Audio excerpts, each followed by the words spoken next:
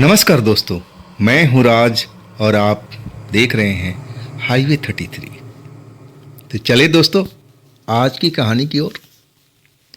दोस्तों आज की जो कहानी मैं आपको बता रहा हूं ना, ये कहानी अरविंद की है। अरविंद की उम्र जो थी ना, लगभग 28 साल का अब अरविंद हो चुके थे। साल था 2010। अरविंद का पूरा परिवार मध्य प्रदेश के एक शहर में रहता था। उनके पापा नौकरी करते थे। अब एक तरह से पूरा परिवार ही शहर के अंदर में सेटल था। अरविंद भी एक जॉब करते थे कंपनी में, और वहीं पर एक लड़की से उनकी दोस्ती हुई। अब अरविंद उस लड़की से शादी करना चाहते थे। लड़की बहुत ही खूबसूरत थी और एक तरह से अरविंद को बहुत अच्छी लगती थी। लेकिन वो जो लड़की थी ना, अरविंद को शादी के लिए टालती रही। नहीं अरविंद, अभी नहीं, अभी नहीं, अभी हम लोग देखते हैं, थोड़ा समय निकालते हैं, टाइम पास करते हैं। मतलब टालती रही। और इस बात को लेकर 1.5 साल बीत चुका था। इधर अरविंद के जो माँ बाप थे ना, अब अरविंद पर दबाव बना रहे थे कि बेटा अब तुम्हें शादी कर लेना चाहिए। कई रिश्ते भी आए अरविंद के लिए, लेकिन अरविंद सारा रिश्ता टालते चले गए उसी लड़की के चक्कर में कि अब हाँ बोलेगी, अब बोलेगी, आज नहीं तो कल बोलेगी, कल नहीं तो परसों बोलेगी। लेकिन वो सारे रिश्ते भी निकल चुके थे। अब आखिरकार माँ बाप अरविंद को अपने सामने बिठाया कि बेटा तेरा मन में क्या चल रहा है, किससे शादी करना चाहता है, तो खुल कर के बात कर। क्या तू कोई प्यार वार करता है तो वो भी बता दे। अब अरविंद छुपा नहीं पाए, कहने लगे हाँ पिताजी, हाँ माता, ऐसे ही बात है। मैं एक लड़की से अब प्यार करता हूँ और शादी में उसी से करना चाहता हूँ। माँ बाप थोड़ा हैरान तो हुए। उनको लग रहा था पहले कि ऐसे ही शायद मेरे बेटे के साथ में चल रहा, कोई ज़्यादा आश्चर्य नहीं हुआ। तब उन्होंने बोला ठीक है, लड़की को अब हमारे सामने कराओ, हम उसके परिवार से मिलेंगे और तुम्हारी शादी हम कराएंगे जिस लड़की से तुम प्यार करते हो। अब अरविंद तो एक तरह से खुश थे, लेकिन अब उस लड़की से बात करने के लिए पहुंचे तो लड़की ने साफ मना कर दिया कि नहीं, मैं आपके परिवार से मिलना नहीं चाहती और ना ही मैं शादी करना चाहती, मैं तो ऐसे ही ठीक हूं। अब तो जैसे अरविंद के अब चेहरा फक्स उड़ चुका था, मतलब उनका चेहरा पीला पड़ चुका था कि कैसी बात कर रही हो, क्या हम जिंदगी भर ऐसे ही रहेंगे, एक दूसरे से सिर्फ हम प्यार करते रहेंगे, हम शादी के बंधन में नहीं बंधेंगे, क्या कह रही हो तुम। लड़की हंस के कहने लगी हाँ, मेरा इरादा तो कुछ ऐसे ही है, मैं किसी बंधन में बंधना नहीं चाहती। तब अरविंद को लगा कि अरे उनका 1.5 साल पूरा का पूरा बेकार हो चुका है। उस लड़की पर बहुत सारा अपनी कमाई खर्च किए थे। अब उनको अफसोस होने लगा कि मैंने इस लड़की से प्यार किया तो क्यों किया। आखिरकार लड़की ने 2 टूक में अब सारा उनके प्रश्नों का जवाब दे दिया था कि नहीं, मुझे शादी में कोई इंटरेस्ट नहीं है और ना ही मैं आपके परिवार से मिलने वाली हूं। जिस लड़की से तुम्हें शादी करना है तुम जाकर ढूंढ लो, मैं ऐसी लड़की नहीं हूं कि शादी करके तुम्हारे साथ बंधन में बंध कर तुम्हारे घर में रहूं। ऐसा मैं कभी सपने भी नहीं सोची। अब तो अरविंद एकदम बौखला गए थे। उधर अपने माँ बाप से कह चुके थे, 3-4 रिश्ता उनका अब वापस कर चुके थे इसी लड़की के चक्कर में कि चलो आज नहीं तो कल मान जाएगी, कल मान जाएगी, परसों मान जाएगी। लेकिन उसने 2 टूक जवाब दे दिया था। अरविंद पर मानो बिजली गिर गई थी। अब अपने माँ बाप को क्या जवाब देते कि क्या लड़की ने बोला है। अंदर से पूरा तरह से हिल चुके थे। आप जो नौकरी करते थे, अच्छे खासे पोस्ट पर थे प्राइवेट कंपनी में, दिल एकदम टूट चुका था। घर में अब जाकर के अपने बिस्तर पर गिर पड़े और ऐसा उनका अब लगने लगा कि अब मैं किस लिए काम पर जाऊंगा। नौकरी भी अब एक तरह से नौकरी पर नहीं जा रहे थे। माँ बाप को चिंता हुआ, पूछने लगे कि अरविंद बेटा हुआ क्या, तू काम पे क्यों नहीं जा रहा है। हाँ मैंने बोला था ना उस लड़की से तुम बात करके आए क्या। अरविंद अब अपने माँ बाप के सामने रोने लगे। कि पापा मुझसे गलती हो गई है। सब कुछ अपने माँ बाप के सामने रखती है। माँ बाप ने कहा कि बेटा अब छोड़ो इस बात को, जो बात बीत गई उसको बीत जाने दो। अभी तुम्हारी उम्र ही क्या हुई है, हम तुम्हारी लड़की ढूंढेंगे और फिर तुम्हारी शादी भी कराएंगे। तुम अपना दिल छोटा मत करो और तुम अपने काम पर जाओ। लेकिन ऐसा मन उनका अरविंद का उचट चुका था कि वो काम पर जा ही नहीं रहे थे, ना अपने परिवार से घुल मिल रहे थे, बस एकांत कमरे में पड़े रहते थे। अब माँ बाप माँ बाप होते हैं, चिंता फिक्र हुई। तब उनको लगा कि बेटा अब उस लड़की के प्यार में धोखा खा गया है, इसको अब एक तरह से आराम की जरूरत है। अब उनका एक रिश्तेदार यानी मामा के गांव अब अरविंद को भेजने के लिए सोचने लगे कि अरविंद जाएगा वहां पर, एक आध महीना गांव का माहौल में घुलेगा मिलेगा और फिर जब वापस लौटेगा तो उस लड़की को भूल चुका होगा। वहां का अब जो देखने लायक चीज था वो घूमेगा फिरेगा, अब नई दोस्ती होगी। माँ बाप ने तो यही सोचा था। अब फिर अरविंद को मना लिया कि ठीक है बेटा, तो छुट्टी अब लंबी ले ले, तू एक काम कर, मामा के घर चले जा और वहां जाकर के तू एक आध महीना अपना टाइम व्यतीत कर, घूम फिर वहां पर लोग बाग से मिल, दोस्ती कर, मन हल्का हो जाएगा बेटा। और जब लगे कि अब ठीक है तो वापस आ जाना। अरविंद को अपने माँ बाप का सुझाव भी बहुत बढ़िया लगा। वो देरी नहीं किए, अपने मामा के गांव चले गए। अब मामा का परिवार भी बड़ा था। अब उनका मामा का जो बेटा था वो भी अरविंद के उम्र का था, थोड़ा सा बड़ा ही था। अब एक तरह से वही लड़का था जो अरविंद से बातचीत करता था, दिल की बात सुनता था और बाकी किसी से अरविंद को बनती नहीं थी, बात भी नहीं करते थे। बस अरविंद का बस उसी लड़के से बातचीत होती थी, दोस्ती हो चुकी थी। लेकिन उसके पास में इतना वक्त नहीं था कि अरविंद को अपने गांव का अब आस पास घुमाएं और उसकी हर चीज़ में शामिल हो। वो भी अब एक तरह से नौकरी पेशा वाला था व्यक्ति, और वो अपना सुबह मोटरसाइकिल लेकर निकल जाता था और रात को 10 बजे के आसपास लौटता था। आखिरकार उस गांव में तो गए तो जरूर, लेकिन वो फिर भी अकेले पड़ चुके थे। अब गांव बढ़िया था, देहात का मामला था, पेड़ था, नदी था, बगीचा था, देखने लायक बहुत कुछ था। अब वो अकेले ही घूमते रहते थे, इधर से उधर, जहां देखते कि हाँ ये जगह अच्छी है। कभी नदी के किनारे बैठ जाते अकेले में, अपना मन हल्का करते थे, कभी बगीचे के अंदर बैठ जाते थे, कोई अच्छी जगह चुन करके अब वहाँ समय व्यतीत करते थे। रात को 10 बजे मेरा भाई आ जाता था, तब उनसे बातचीत होती थी और फिर अपने दिल की बात एक दूसरे को शेयर करते थे। उनका भाई कह रहा था कि अरविंद तेरी बात में सब कुछ समझ गया, तू शहरी लड़की की बात छोड़, मैं तेरे लिए अब आसपास में कहीं रिश्ता देख लेता हूँ। अब गांव की लड़की बहुत प्रेम करने वाली होती है। अरविंद को भी लगा कि हाँ मेरा भाई सही बोल रहा है। अब फिर उनका माइंड बिल्कुल चेंज हो गया था। अब वो घूमते ना तो आस पास का माहौल को देखते, वहाँ पर जो लड़कियाँ अब नदी जाती थी, बगीचे में जाती थी, अब उनकी नज़रें पीछा करती थी। उस लड़की को ढूंढने लगे जो उनकी पत्नी बन सके, लेकिन अभी तक ऐसा कोई लड़की उनको नज़र में नहीं आई थी। इस तरह करते करते 10 एक दिन अब मामा के गांव में बीत चुका था। अब अकेले बोर होते थे। अब दारू फारू तो कभी कभी पी लिया करते थे।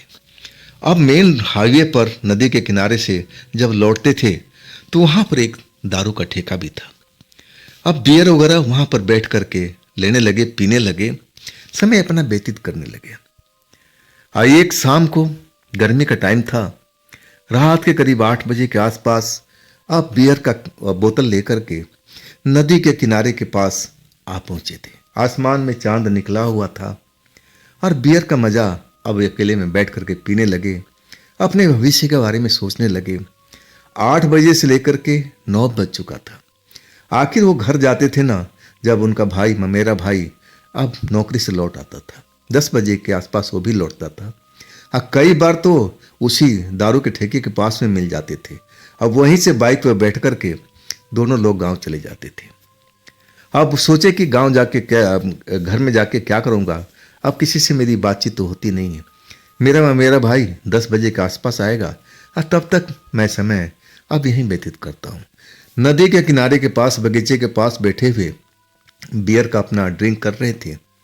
8 बजा, 9 बजा, और तब उनको लगा कि हाँ अब 9 बज गया है, अब हमें धीरे धीरे अब उस दारू के ठेके के पास चलना चाहिए और वहाँ पर मेरा भाई का इंतज़ार करना चाहिए। जैसे ही वो उठते हैं जाने के लिए, और तभी एक सामने से लड़की आती हुई दिखाई देती है और तेजी से भागती हुई लड़की आती है। आसमान में चांद पूरा निकला हुआ है। चांद की रोशनी में जब देखते हैं ना उस लड़की को भागते हुए और उसका जुल्फ लहराता हुआ चेहरा, उसका सब कुछ देख करके अपने होश हवास खो बैठते। अरे इसी लड़की को तो तलाश थी मुझे, इसी खूबसूरत लड़की को। ऐसे ही तो मुझे लड़की चाहिए जिसको मैं अपना पत्नी बना सकूं। अब वो लड़की के पीछे पीछे चलने लगते हैं। लड़की कुलाचे मारते हुए और उस पतले रोड पर दौड़ती जा रही है, कच्ची रोड पर, और उसका पीछा कर रहे हैं अरविंद।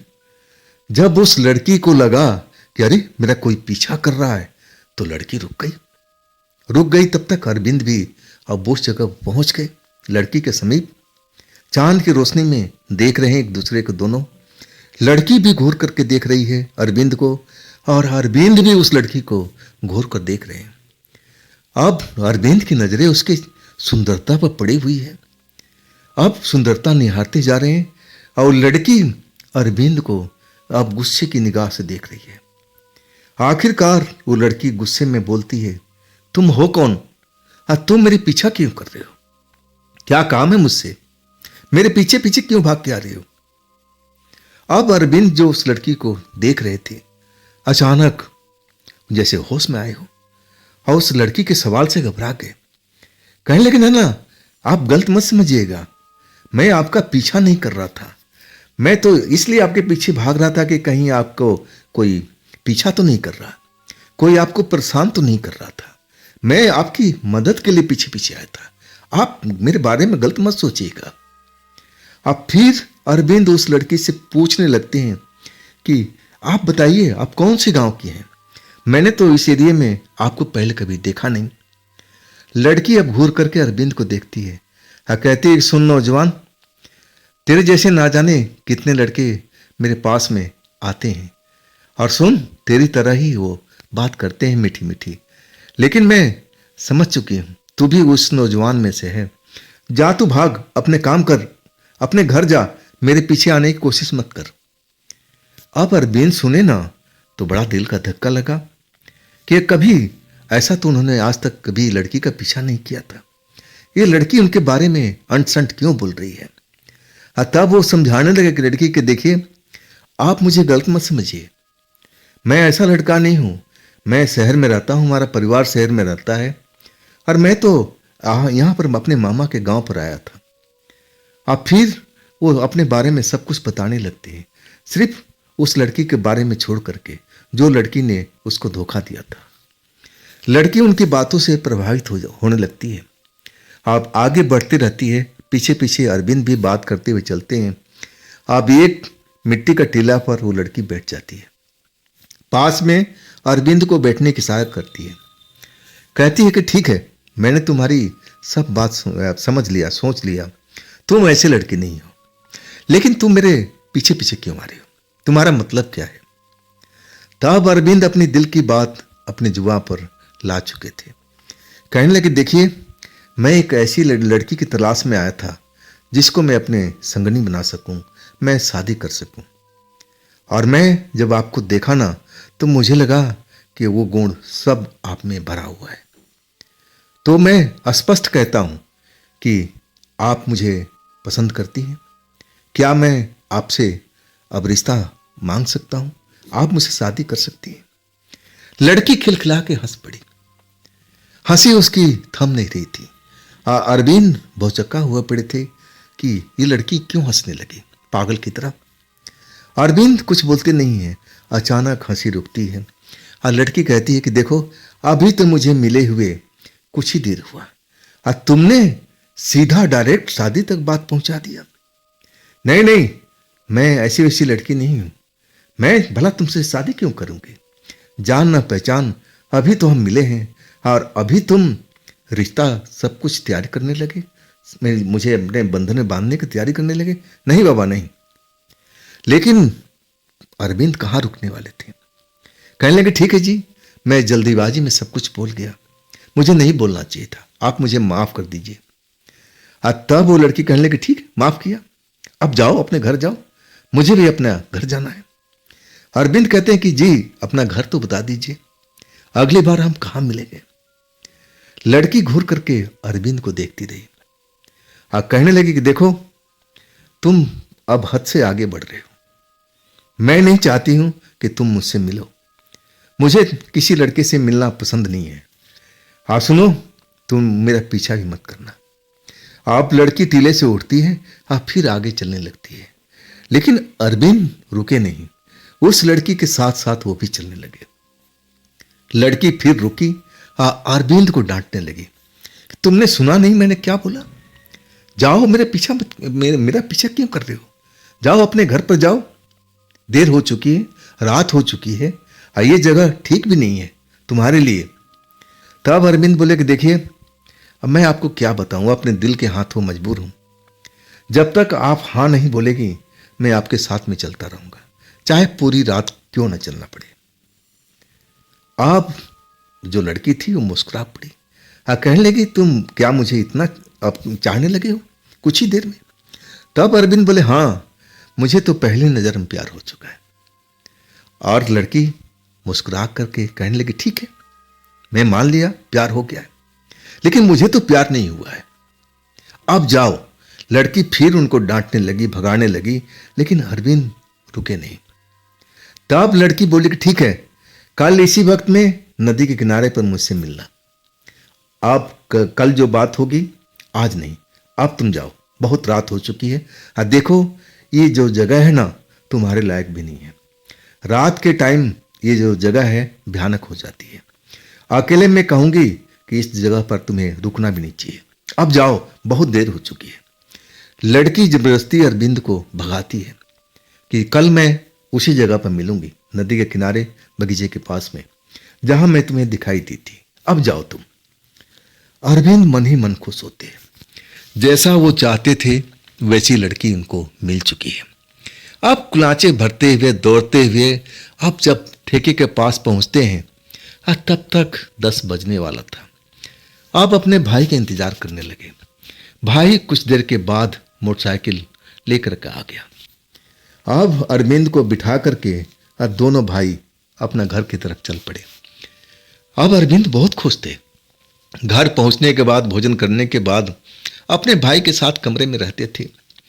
और भाई जब देखा कि अरविंद बहुत खुश है तो पूछने लगा कि बात क्या है दोस्त, आज बड़े खुश नजर आ रहे हो, क्या कोई ऐसी लड़की मिल गई है क्या हमारे एरिया में? तब अरविंद बताते कि हाँ भाई, जिस लड़की को मैं तलाश कर रहा था ना वो लड़की मुझे मिल चुकी है। अब अरविंद का भाई चौंक पड़ा, कहाँ है भाई, कौन सी गांव की है, आप नाम बताओ, कल हम जाके मिलते हैं। कहाँ तक बात पहुंची? तब अरविंद कहने लगे थोड़ा सा अभी दिक्कत है, अभी मैं आपको बता नहीं सकता, हाँ कुछ दिन दो, मोहलत दो, मैं कल उस लड़की से फिर दोबारा मिलने जा रहा हूं और इसके बाद मैं आपको बताऊंगा। अब अरविंद सारी रात उस लड़की के सपने देखते रहे। उनका भाई तो ना जाने कब का सोच चुका था।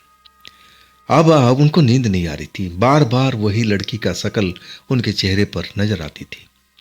आखिरकार नींद आई, सुबह उठे, अब इधर उधर घूमना, अब शाम का इंतजार करने लगे कब शाम आए। उनका भाई तो चला गया था काम पर।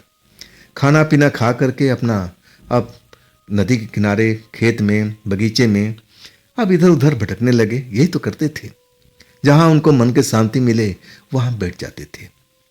आखिरकार रात 8 बजे उसी दारू के ठेके के पास पहुंचते हैं, बियर लेते हैं और फिर बियर लेकर के उसी जगह चल पड़ते हैं, नदी किनारे बगीचे के पास में।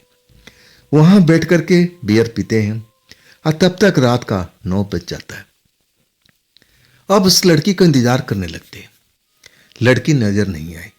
9:15 बज गया, 9:30 बजने वाला। तब एक झलक लड़की की दिखाई दी। अब लड़की को जैसे देखते अब उछल गए, उठ के खड़ा हो गए और लड़की के दौड़ते हुए नजदीक पहुंच गए। लड़की भी देख करके मुस्कुरा दी और कहने लगी, अरे तुम फिर आ गए, तुम मानोगे नहीं क्या? तब अरविंद कहने लगे, नहीं, मैं बिल्कुल नहीं मानने वाला। मैं आपसे वादा किया था ना, आपने भी तो बोला था कि कल आप मेरे से मिलना, तो मैं देखिए बिल्कुल टाइम का पाबंद हूं। मैं बिल्कुल सही टाइम पर इस जगह पर इंतजार कर रहा था। लड़की डांटने लगी कि देखो ये जगह ठीक नहीं है, तुमसे मैं मना किया था ना कि अकेले इस जगह पर रात के टाइम में मत बैठा करो, लेकिन तुम समझते नहीं हो। अरविंद को भूत प्रेत का कोई मतलब था ही नहीं। भूत प्रेत के बारे में अब उनको कुछ ज़्यादा पता नहीं था और ना ही मानते थे। अब वो लड़की किस विषय पे बताना चाहती थी वो समझ नहीं पाए थे। अब लड़की साथ साथ चलने लगी, अरविंद भी चलने लगे और उसी टीले पर आकर के लड़की बैठ गई। अब एक तरह से दोस्ती हो चुकी थी। अब बार बार अरविंद कह रहे थे कि आप अपने गांव का नाम बताइए, किसकी बेटी हैं आप, मैं आपसे शादी करना चाहता हूं। लेकिन वो लड़की डांटती कि नहीं नहीं, मुझे तुमसे शादी नहीं करना है। देखो, प्रेम अलग चीज है, शादी का बंधन में मैं पड़ना नहीं चाहती। अब जैसे झटका लगा अरविंद को, वो लड़की भी अब ऐसे ही उनसे बात किया था कि देखो, मैं प्रेम करती रहूंगी लेकिन शादी के बंधन में मैं नहीं बंधूंगी। लेकिन ये जो लड़की थी ने उससे लाख गुना आकर्षित कर रही थी इनको, सुंदर थी। अब मन ही मन सोचने लगे कि चलो आज नहीं मान रही है, मानेगी जरूर।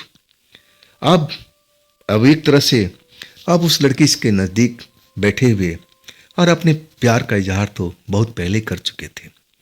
लेकिन लड़की भी प्यार कर रही थी, लेकिन बार बार उनको समझा रही थी कि देखो अरविंद, मैं तुमसे प्यार कर रही हूं, लेकिन तुम ये मत सोचना कि मैं तुमसे शादी करूंगी। अरविंद कहने लगे, ठीक है, मेरे लिए तो इतना ही काफी है। लेकिन आप अपना मन में दृढ़ निश्चय कर लिया था कि मैं इस लड़की को मना के रहूंगा, आज शादी करूंगा तो मैं इसी से करूंगा। अब रोज उस लड़की से मिलने जाए और उधर जो अरविंद के भाई थे पूछे, भाई कहाँ तक तुम्हारा मामला पहुंचा, क्या उस लड़की का घर का पता चला, कौन सी गांव की है? तब अरविंद बताते कि नहीं भैया, अभी मामला इतना आगे नहीं बढ़ा है। हाँ, मैं उसे अब दोस्ती कर लिया हूं, अब धीरे धीरे मामला आगे बढ़ेगा। आखिरकार अब एक रात अब अरविंद बैठे हुए थे, अब बियर का बोतल लेकर के, और बियर भी खाली हो चुका था, समय भी अब कल से ज्यादा हो चुका था, लेकिन लड़की आई नहीं। इंतजार करते रहे। अब 9:30 बजा, 9:45 बजा, लेकिन लड़की का पता ही नहीं चला। आखिरकार 10 बज चुका था, लड़की आई नहीं। बड़ा मन में बेचैनी हुआ, इधर उधर घूमते रहे। आखिरकार ना जाने क्या सूझा कि चलो थोड़ा नदी के किनारे घूम आते। आज भी आसमान में चांद था, रोशनी थी, और नदी के किनारे पहुंचने लगे। जब नदी के किनारे पहुंचते हैं ना, तो क्या देखते हैं कि वही लड़की नदी के पानी में उतरी हुई है और नहा रही है। और अकेली नहीं है, उसके साथ और भी लड़कियां हैं जो आपस में हंसी ठिठोली कर रही है, एक दूसरे पर पानी उछाल रही है। अब 4-5 लड़कियों को देख करके वो भौचौके लगे कि भाई ये झुंड में लड़की आधी रात के वक्त, मतलब 10 बजे के बाद गांव में आधी रात ही एक तरह से हो चुका था, वो क्यों नदी में नहा रही है? ये क्या मतलब है? हिम्मत नहीं हुआ कि उतने लड़की के सामने में जाए। अब नदी के तट पर ही इंतजार करते रहे। 10 बज चुका था। अब भाई उनका ठेके पर अब इंतजार कर रहा था कि अरविंद शायद आता ही होगा। इधर अरविंद उस लड़की को नदी से निकलने का इंतजार कर रहे थे। आखिरकार लड़की निकली और सारी लड़कियां अलग अलग दिशा में चली गई। वही लड़की थी जो नदी के तट से अब ऊपर आ चुकी थी और उसी रास्ते पर आगे चल रही थी। अरविंद इसी ताक में लगे हुए थे और अचानक अरविंद उसी रास्ते पर उसी लड़की के पीछे आ गए। जब आवाज सुनी पैरों की लड़की, तब वो रुक गई, मुड़ गई। अरविंद को देखी तो गुस्सा हो गई। कहने लगी, तुम इस वक्त में क्या कर रहे हो? अरविंद कहने लगे कि देखिए, मैं आपसे प्यार करता हूं और मैं आपका हमेशा साथ रहूंगा। लड़की बहुत गुस्सा में आ गई और कहने लगी, देखो अरविंद, ये सब ठीक नहीं है। मैं तुमसे कितनी बार कह चुकी हूं कि मैं ऐसी वैसी लड़की नहीं हूं जिसको तुम अपनी पत्नी बनाना चाहते हो। मैं वैसी लड़की नहीं हूं। क्या तुम्हें समझ में नहीं आता है? अरविंद कहने लगे, ठीक है, लेकिन ये आप नदी में इस टाइम स्नान क्यों कर रही थी? और वो सब लड़कियां कौन थी जो अलग अलग दिशा में चली गई? आप बताएंगे? आप जो लड़की थी ना, और गुस्सा हो गई। कहने लगी, तुमने सब कुछ देख लिया क्या? अरविंद कहते, हाँ, हमने तो पूरा देखा है। आप उन लड़कियों के साथ नहा रही थी, हंसी ठिठोली कर रही थी, एक दूसरे पर पानी आप उछाल रही थी। तो कौन थी? आपकी सहेलियां हैं सब क्या? अब वो लड़की का दिमाग गर्म हो चुका था, बहुत ही गुस्सा हो गई। कहने लगी, अरविंद, ये सब तुमने देख करके अच्छा नहीं किया। अब मैं तुमसे कभी मिल नहीं पाऊंगी और तुम इस जगह से जाओ, नहीं तो मेरे हाथों कुछ गलत हो जाएगा। भाग जाओ अरविंद, इस जगह से निकल जाओ और दोबारा इस जगह पर आने की कोशिश भी मत करना। जल्दी निकलो तुम, नहीं तो मेरा दिमाग बदल जाए। मैं ऐसा नहीं चाहती हूं। मैं तुमसे प्यार कर बैठी थी, लेकिन तुमने नाजायज फायदा उठाया। तुम्हें उस नदी के किनारे पर जाने की क्या जरूरत थी? और वो सब दृश्य तुमने क्यों देखा? अब इसके बाद अरविंद उसका रौद्र रूप देखे, गुस्से वाला, तो एकदम डर चुके थे कि मैंने ऐसे क्या देख लिया। वो समझाने लगे कि मैंने ऐसा कुछ देखा नहीं, मैं तो बस मात्र यही देखा कि उन लड़कियों के साथ आप नहा रही थी। लेकिन वो लड़की समझ नहीं रही थी, बार बार अरविंद को चिता रही थी कि अरविंद, मेरी नजरों से दूर हो जाओ। आप देखो, तुम देर मत करो, नहीं तो मेरे हाथों कुछ हो जाएगा। अब मैं ऐसा नहीं चाहती हूं। मैं तुमसे प्यार कर बैठी थी। भाग जाओ यहां से, भाग जाओ। लड़की धक्का देती है जोर से, आज जैसे वो लंबा उछल जाते हैं, हवा में उछल जाते हैं उस लड़की की एक मामूली धक्का से। आज जब वो गिरते हैं ना, तो वो अपनी चेतना खो बैठते हैं, बेहोशी की दुनिया में चले जाते हैं। उनको कोई होश नहीं कि मैं कहां पर हूं, किस जगह हूं। अब अंधेरी की दुनिया में खो चुके होते हैं, बेहोशी की हालत में अब उस जगह पर पड़े होते हैं। और उधर उनका भाई इंतजार कर रहा था ठेके पर कि अब मेरा भाई आएगा, अब मेरा भाई आएगा। जब भाई नहीं आया तो लगा कि शायद भाई घर चला गया है। घर पहुंचता है और जब अपने भाई को, अरविंद को खोजता है तो घर पर था ही नहीं, आए ही नहीं। तब अब उनको चिंता होती है कि क्या बात होगी भाई। अब थोड़ा बहुत तो बताया था कि मैं नदी के किनारे पर जाता हूँ, वहाँ पर एक लड़की आती है, बस इतना ही अब उनको पता था। किसी को कुछ नहीं बताते, टॉर्च लेते हैं, अपनी बाइक लेते हैं, आप फिर बाइक स्टार्ट करके चल देते हैं। घर वाले पूछते हैं कि कहाँ जा रहे हो? तब अरविंद के जो भाई हैं कहते हैं कि मैं अरविंद को ढूंढने जा रहा हूँ, शायद वो बियर पी के कहीं पर सो गया है, मुझे तो ऐसा ही लगता है। जाओ, नहीं तो देर हो जाएगी। निकल चलते हैं। आप दोबारा उस दारू के ठेके पे पहुंचते हैं। दारू वाले से पूछते हैं कि भैया, मेरे भाई को देखा है? उसने मना कर दिया। कहता, हाँ, एक बार तो आए थे 8 बजे के आसपास, अब बियर की बोतल लेके गए और इसके बाद दोबारा लौटे नहीं। अब पूछते हैं कि किधर गया था? अब दारू वाले ने बता दिया कि सीधे ही रोड पर इसी साइड में गए थे जो नदी का किनारा है। अरविंद अपनी बाइक धड़धड़ाते हुए उधर निकल जाते हैं। सेम उसी जगह पर पहुंचते हैं जहां अरविंद एक झाड़ियों में गिरे पड़े हैं, लेकिन वो बेहोशी में है।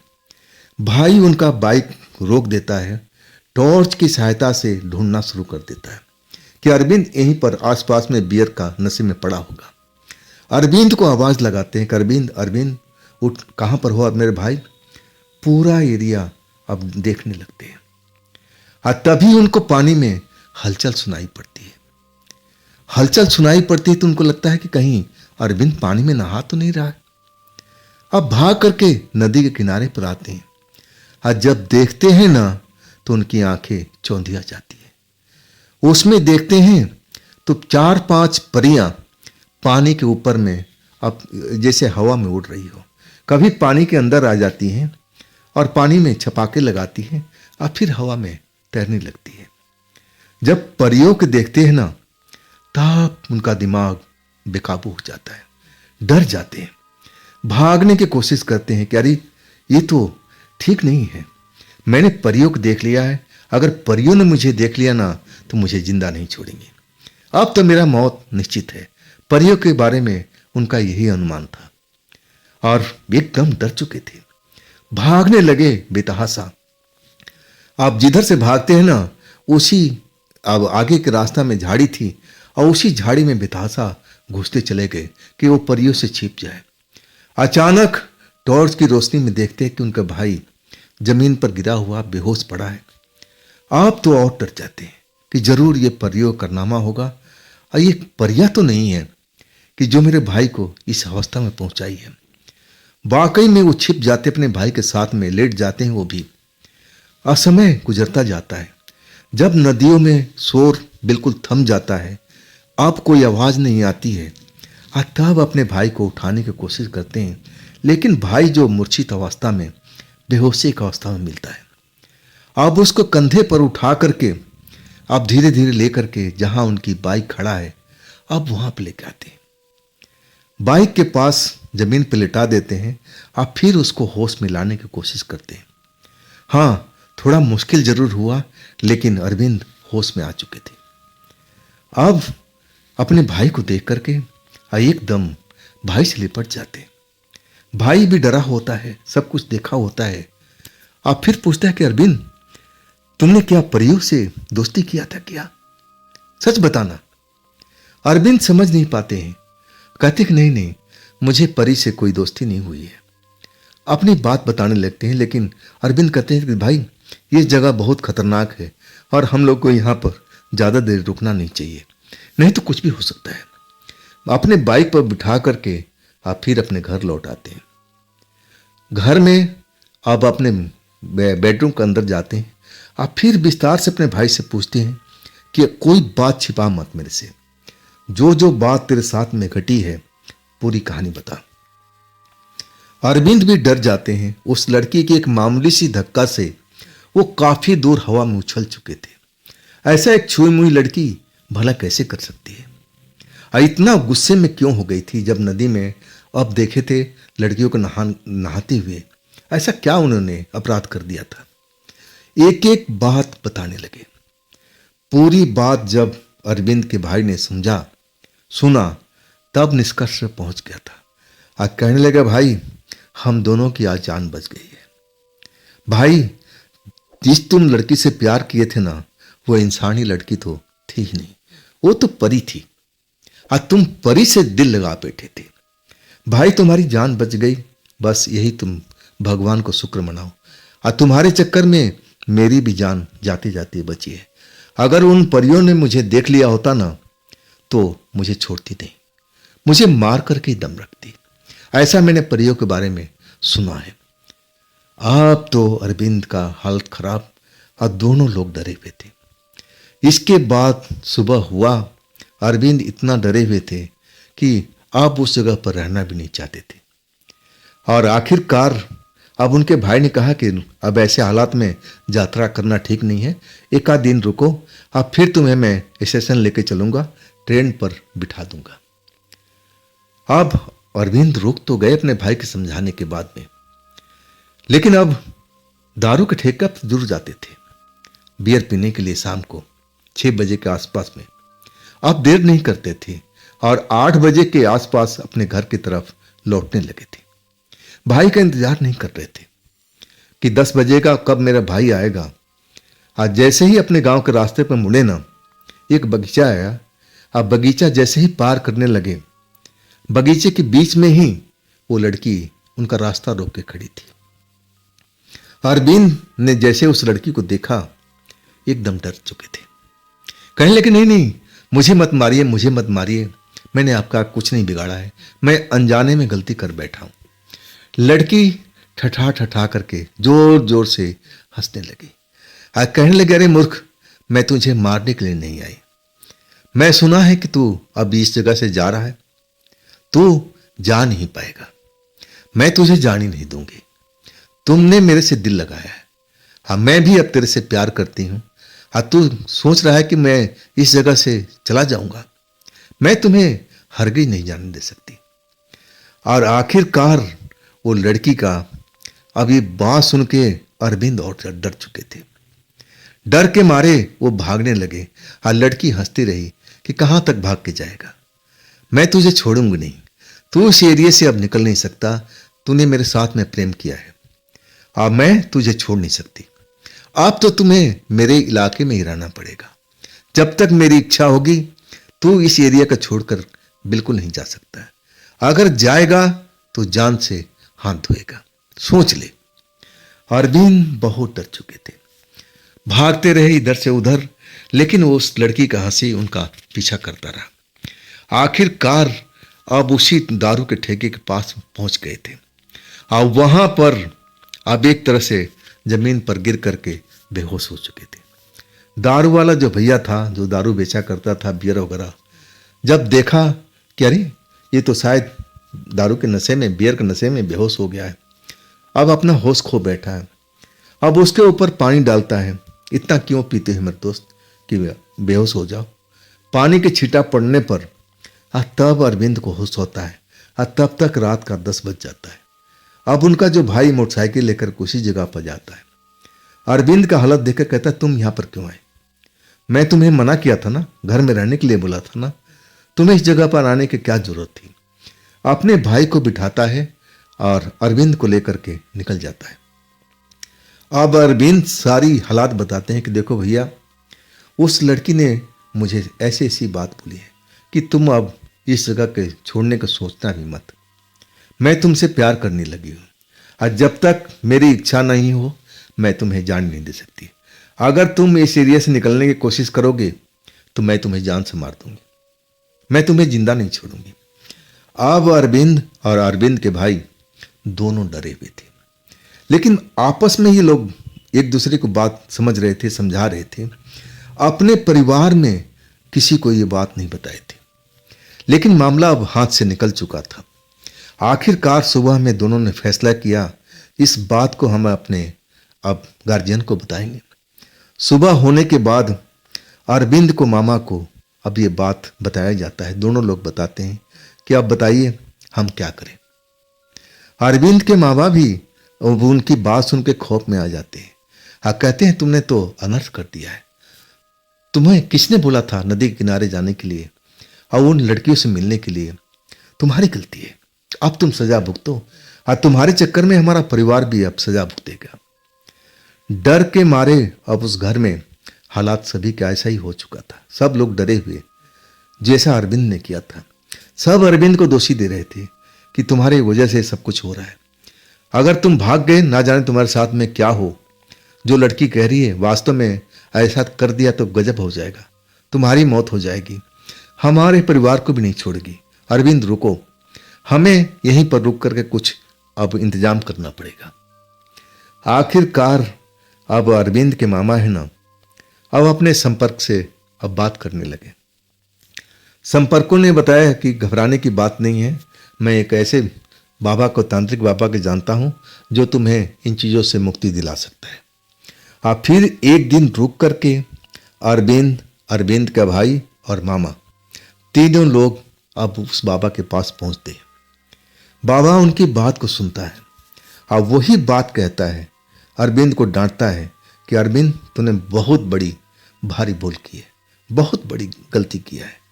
तुमने अब आम शरीर को, आम इंसान को और आत्मा शरीर को पहचान नहीं पाए।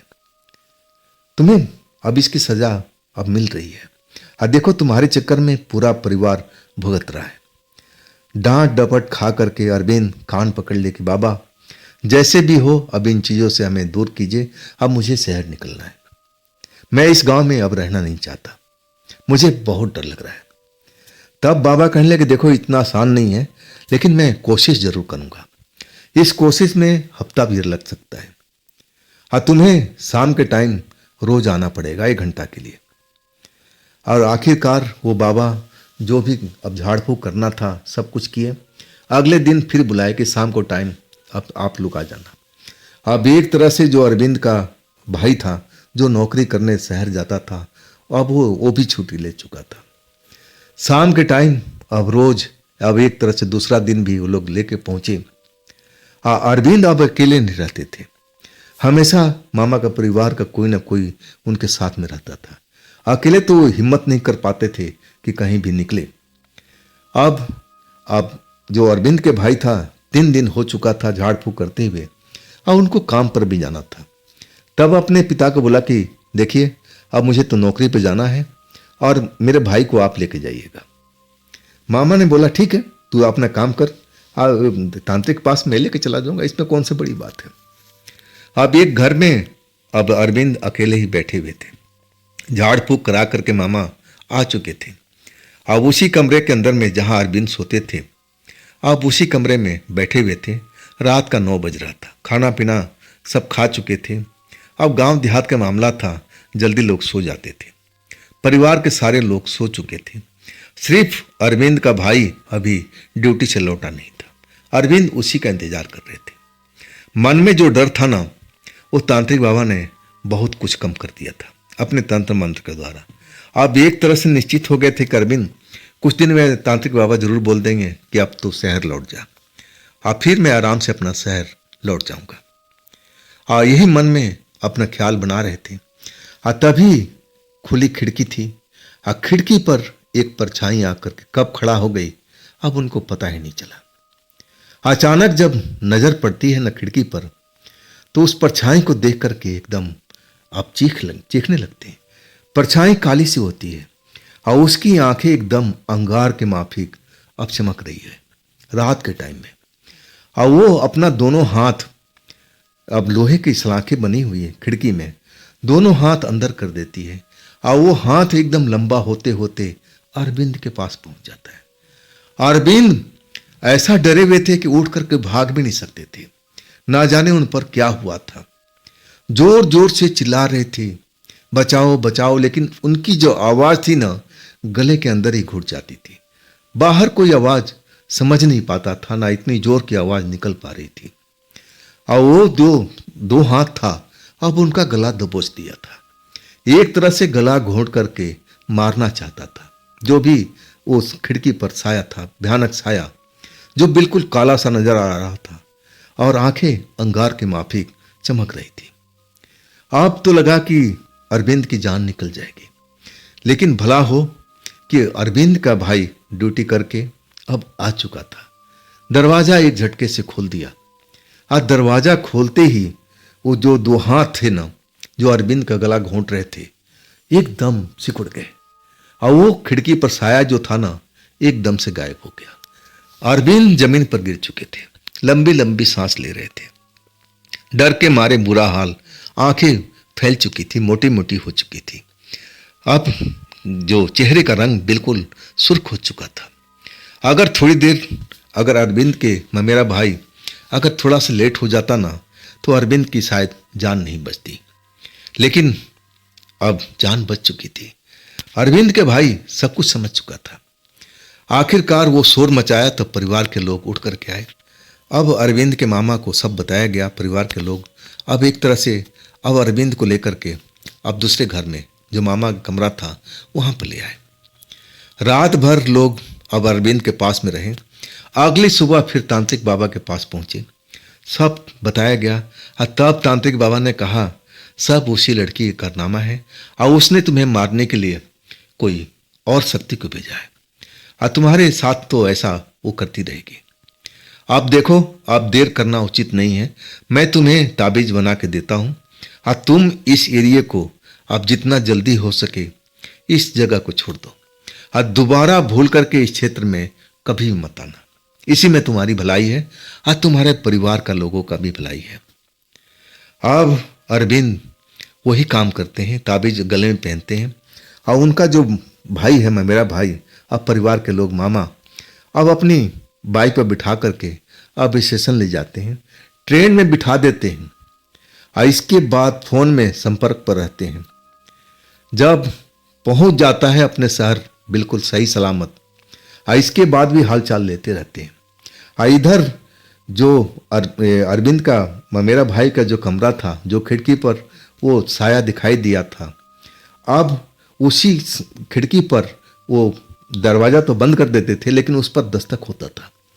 बहुत ज़ोर ज़ोर से, जैसे कोई बाहर से दस्तक दे रहा हो, खिड़की खोलने का कोशिश कर रहा हूँ। अब अरविंद का जो भाई थे ना, वो भी उस घर में सोते नहीं थे, अपने पिता के घर में जाकर आराम करते थे। आखिरकार अगले दिन ज्योतिषी के पास में पहुंचे, तांत्रिक के पास में, और फिर पूरे परिवार को एक तरह से ताबीज दिया गया कि सब लोग, परिवार के जितने लोग हैं, इस ताबीज को धारण कर लीजिए। और वाकई में ताबीज पहनने के बाद अब ये सब कुछ, जो खिड़की पर आवाज़ आती थी थपथपाने की, अब वो बंद हो चुका था। लेकिन ये परिवार बहुत दिनों तक डरा रहा, लेकिन धीरे धीरे धीरे धीरे सब अब डर दूर हो चुका था। और उधर अरविंद जो थे ना, अब वो बेखौफ हो चुके थे। शहर में आने के बाद में अब लगा कि अब बच के आ गए हैं, अब उनके साथ ऐसा कुछ नहीं होगा। अब वास्तव में ऐसा कुछ हुआ भी नहीं था। और इसके बाद उनके माता पिता ने अब उनकी शादी करा दी। आप फिर अपने परिवार में अब एक तरह से राजी खुशी रहने लगे। लेकिन कभी भी मामा के गांव वो जाते नहीं थे। जब भी मामा के गांव का जिक्र होता था ना, तो कांप जाते थे। परिवार के लोग भी कभी भी उनको मामा के गांव भेजने की कोशिश भी नहीं करते थे। उनको सब पता लग चुका था कि अरविंद के साथ में वहाँ पर क्या क्या हुआ था। तो दोस्तों, ये थी आज की अरविंद की भेजी हुई कहानी। ये कहानी आपको कैसी लगी ज़रूर कमेंट में बताइएगा। और दोस्तों, ये भी चैनल आप ही का है, तो इसको भी अपना प्यार कीजिए, लाइक कीजिए, सब्सक्राइब कीजिए, अपने दोस्तों को शेयर कीजिए। और फिर हम मिलते हैं अगले रोज इसी चैनल पर, इसी जगह पर, इसी टाइम पर। आप लोग अपना ख्याल रखिएगा। नमस्कार।